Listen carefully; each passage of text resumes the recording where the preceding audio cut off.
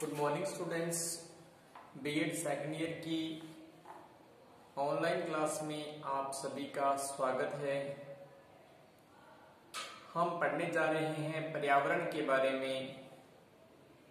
तो पिछली वीडियो में हमने पारिस्थितिकी तंत्र के बारे में जाना, उनके क्रियात्मक रूप से किस प्रकार से उनको विभिन्न भागों में बांटा गया, जिससे अजैविक, जीवधारी, उपभोक्ता जीवधारी, विघटन, इन सभी को हमने बहुत ही विस्तार पूर्वक पढ़ा और किस किस प्रकार से ये जो उपभोक्ता होते हैं वो अपने से छोटे जीवों का भक्षण करते हैं। आज हम जानते हैं इसी कड़ी में जलीय परितंत्र के बारे में कि जो जल होता है उसका जो पारिस्थितिकी तंत्र होता है वो किस प्रकार का होता है। इसके जो घटक है वो तो मैक्सिमम समान ही रहते हैं, उनमें बहुत कम विभिन्नता होती है, लेकिन पारिस्थितिकी को बदलने वाले जो वस्तुएं हैं, जीव जंतु है, वो अलग अलग टाइप के होते हैं। इससे पहले हम चर्चा कर चुके हैं कि जो पारिस्थितिकी तंत्र जैसे पर्वत है, पठार है, मैदानी भाग है, जलीय है, तलहटी है, मरुस्थल है, इन सभी का अपना अपना पारिस्थितिकी तंत्र होता है और उसी के अनुरूप वहां के जो जीव जंतु है वो प्रतिक्रिया करते हैं और वातावरण के साथ अपना सामंजस्य बनाए हुए रहते हैं। तो इसी कड़ी में हम आज देखते हैं जलीय परितंत्र के बारे में कि जो जलीय परितंत्र होता है वो क्या होता है। तो सबसे पहले हम देखते हैं इसका फर्स्ट जो घटक है वो है अजैविक घटक। इसका जो फर्स्ट घटक है वो है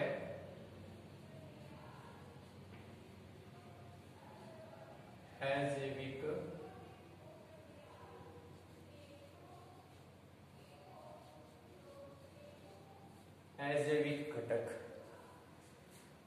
तो हम जानते हैं कि जो जलीय परितंत्र होता है, जल का जो पारिस्थितिकी तंत्र होता है, इकोसिस्टम होता है, उसमें जो जल होता है उसके अंदर ऑक्सीजन की मात्रा भी होती है, उसमें कार्बन डाइऑक्साइड भी होती है और जल के अंदर घुले हुए अनेक तत्व होते हैं। उन्हीं तत्वों से जो जलीय जीव है अपना सामंजस्य बनाए रखते हैं और वातावरण को या फिर जो जलीय उनका जो पारिस्थितिक तंत्र है उसको संतुलित बनाने में अपनी भूमिका अदा करते हैं। क्योंकि अनेक चीजें जो जल में घुल जाती है उसके अनुरूप जो उपभोक्ता है, जो जलीय उपभोक्ता से प्राथमिक है, द्वितीयक है, ये अपना सामंजस्य जल में बनाए रखते हैं। तो इसी कड़ी में हम दूसरा जो घटक है वो देखते हैं जैविक घटक। पहला अजैविक घटक है और दूसरा है जैविक घटक। जैसा कि इस शब्द से भली भांति से हम परिचित हैं, जैविक घटक, जैविक यानी जीवधारियों से, जो जीवित हैं, ऐसे जीवधारी जो जल में अपना अस्तित्व बनाए हुए हैं, जल के साथ क्रिया करके वृद्धि करते हैं, जैसे जलीय शैवाल होते हैं। इसके अलावा जलीय शैवाल जैसे कमल है, हाइड्रिला है, पिस्ट्रिया है, वोल्फिया है, एटेक्स और स्पाइरोगोइलो, ये सभी जलीय शैवाल हैं और ये जल के साथ प्रतिक्रिया करते हैं। प्रकाश से जो प्रकाश ऊर्जा होती है उसको रासायनिक ऊर्जा में बदलकर प्रकाश संश्लेषण की जो क्रिया है उससे पूर्ण करते हैं और खुद ही अपना भोजन बनाते हैं। यानी जो इसके जैसे मान लो कमल है या हाइड्रिला है, ये एक प्रकार के जो जल है उसके शैवाल होते हैं और ये प्रकाश जो सूर्य का जो प्रकाश होता है उससे क्रिया करके और उस प्रकाश को रासायनिक ऊर्जा में बदल देते हैं और जो प्रकाश संश्लेषण की जो क्रिया होती है उसके माध्यम से अपना भोजन खुद बनाते हैं। दूसरे शब्दों में बात करें तो इन्हें उत्पादक की श्रेणी में भी हम रख सकते हैं। उत्पादक के बारे में हमने पिछले वीडियो में चर्चा की थी कि उत्पादक क्या होते हैं, जो खुद अपना भोजन बनाते हैं, किसी अन्य दूसरी चीज पर निर्भर नहीं होते। तो ये सभी जो शैवाल हैं ये प्रकृति से संबंध रखते हैं और अपना जो भोजन है वो खुद बनाते हैं। इसी में हम देखते हैं उपभोक्ता। तीसरी जो कड़ी है हमारी वो है उपभोक्ता।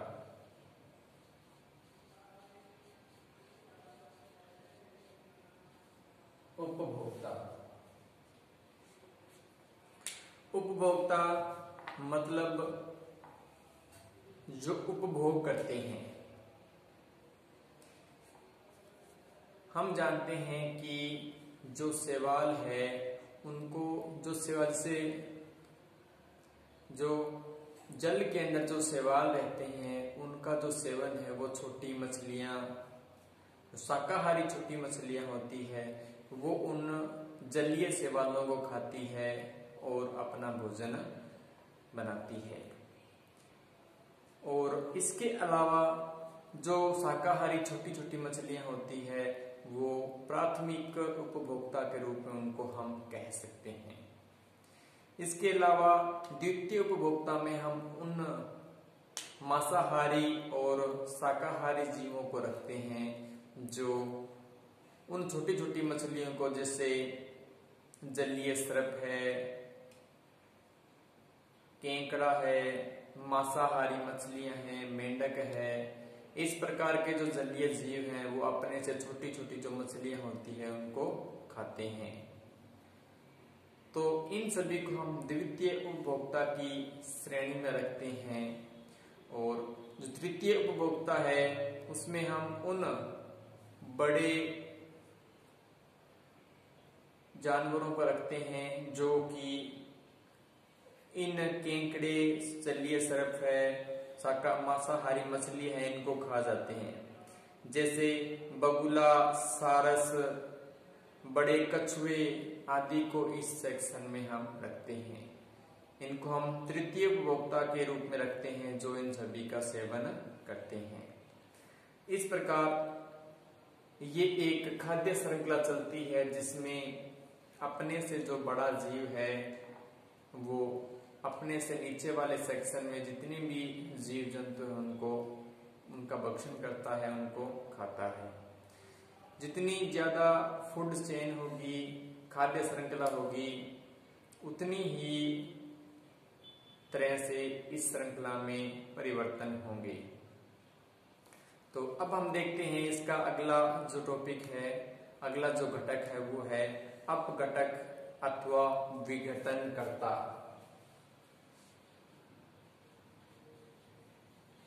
अपघटक अथवा विघटनकर्ता।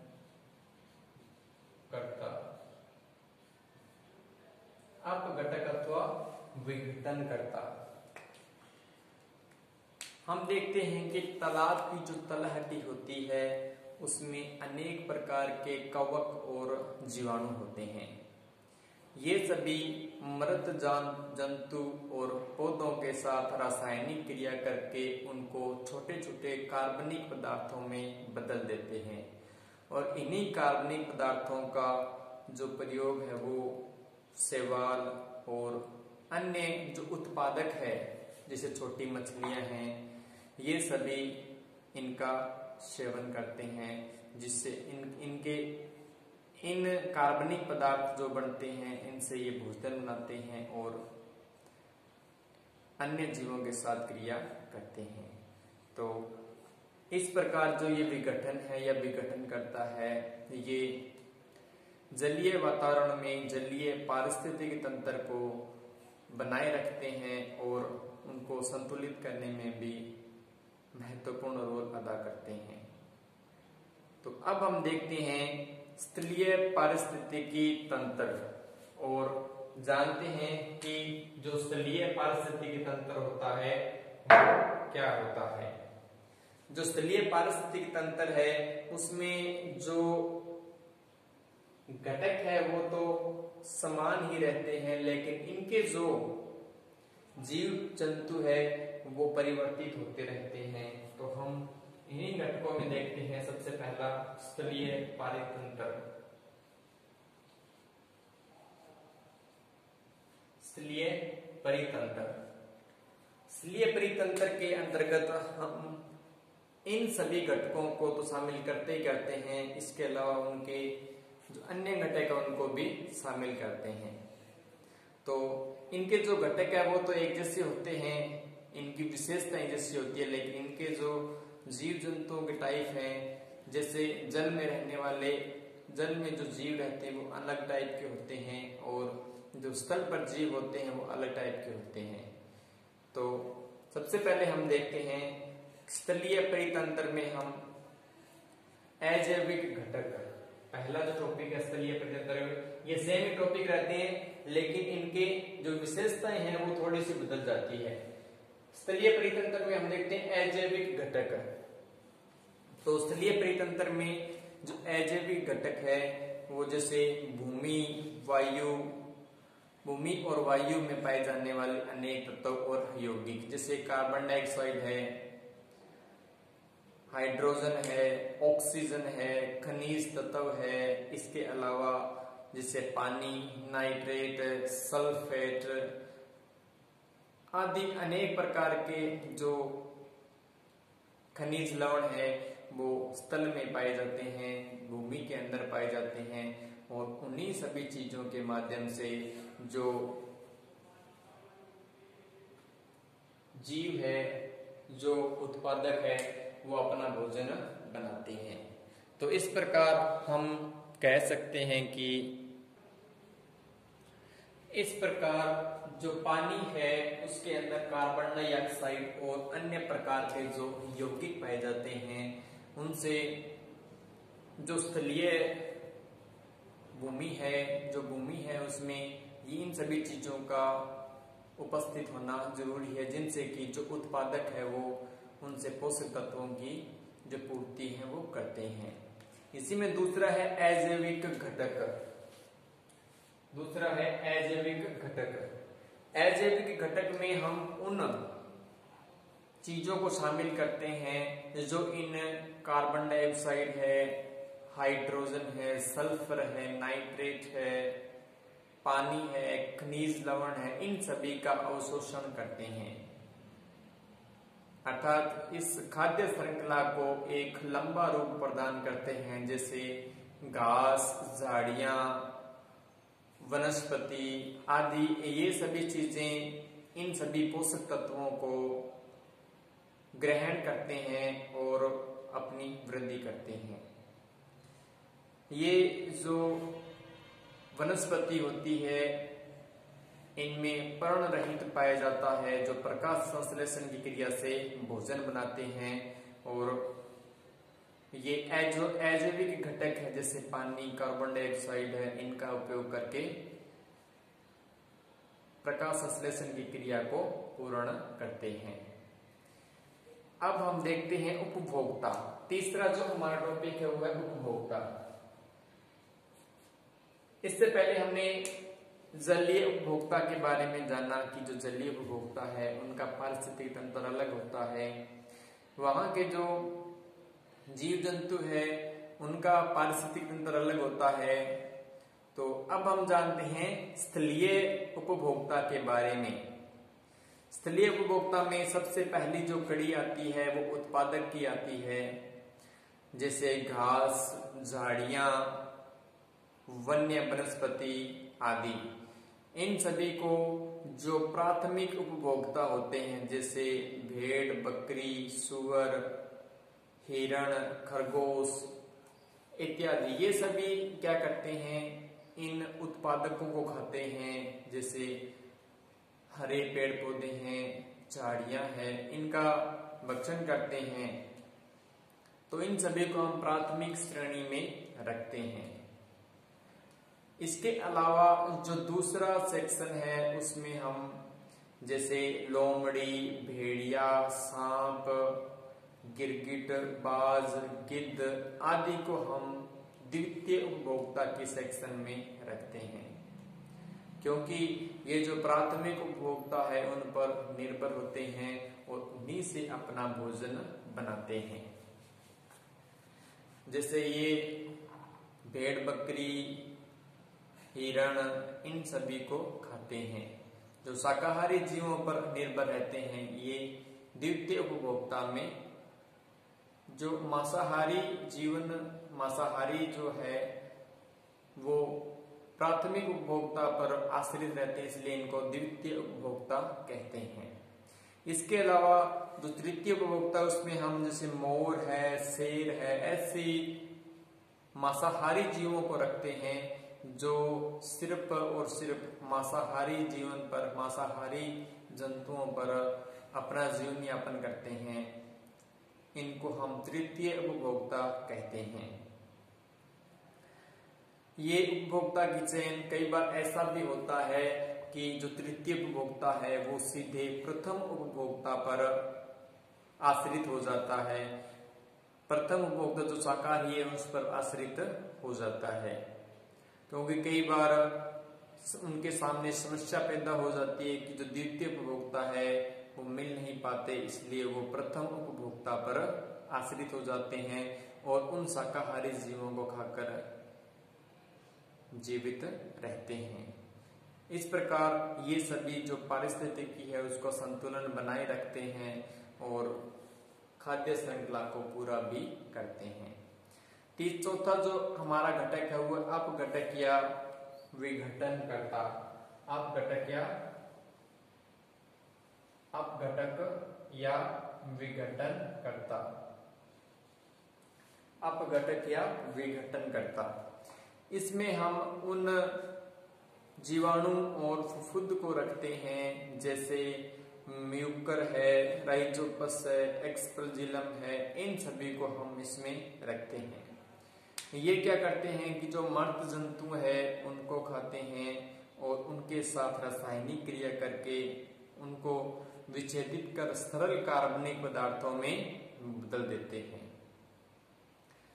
सरल कार्बनिक पदार्थों में बदल देते हैं। इस प्रकार ये जो कार्बनिक पदार्थ है ये उपभोक्ता के भोजन के रूप में काम आते हैं और इनसे उपभोक्ता भोजन प्राप्त करते हैं और फिर ये श्रृंखला वापिस शुरू हो जाती है। उससे प्राथमिक उपभोक्ता प्राप्त करते हैं, उसके बाद द्वितीय उपभोक्ता और उसके बाद तृतीय जो उपभोक्ता है वो अपना भोजन इनसे प्राप्त करते हैं।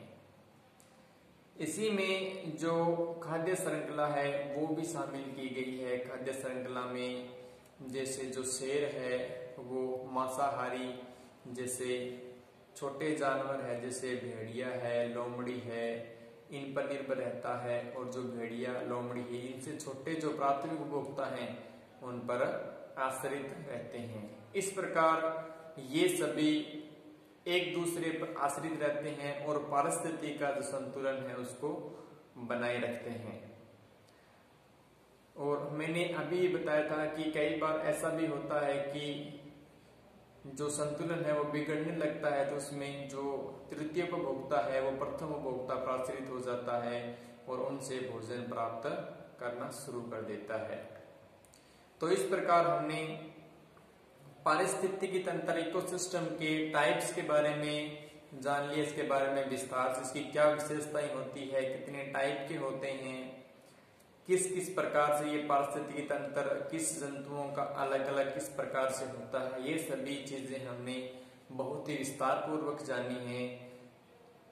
और इनके बारे में हमने इनके टाइप्स के बारे में भी जान लिया और इनकी जो विशेषताएं हैं, कौन से पारिस्थितिकी तंत्र से कौन सा जीव जुड़ा हुआ है, ये भी हमने जाना। तो आज के लिए इतना ही। आगे के जो वीडियो है उसमें हम जनसंख्या वृद्धि पर चर्चा करेंगे जनसंख्या जो नया टॉपिक होगा वो होगा जनसंख्या वृद्धि, और उसके बारे में हम बहुत ही विस्तार से चर्चा करेंगे कि जो जनसंख्या विस्फोट है वो किस प्रकार होता है, क्या कारण होते हैं और क्या इसकी सीमाएं हैं, क्या इसके लाभ, क्या हानियां, और क्या इससे जो हमारे जो पारिस्थितिकी तंत्र है उसको किस प्रकार नुकसान पहुंच सकता है, पर्यावरण को किस प्रकार से नुकसान पहुंचता है, मानव जाति के लिए ये सब किस प्रकार से उपयोगी या अनुपयोगी है, इन सभी घटकों के बारे में, इन सभी विशेषताओं के बारे में हम नेक्स्ट वीडियो में चर्चा करेंगे और जानेंगे कि इसके क्या प्रभाव है, क्या दुष्परिणाम हो सकते हैं जनसंख्या वृद्धि के। तो इससे संबंधित हम आगे के वीडियो में चर्चा करेंगे। तब तक आप घर में रहें, सुरक्षित रहें और स्टडी करते रहें। धन्यवाद।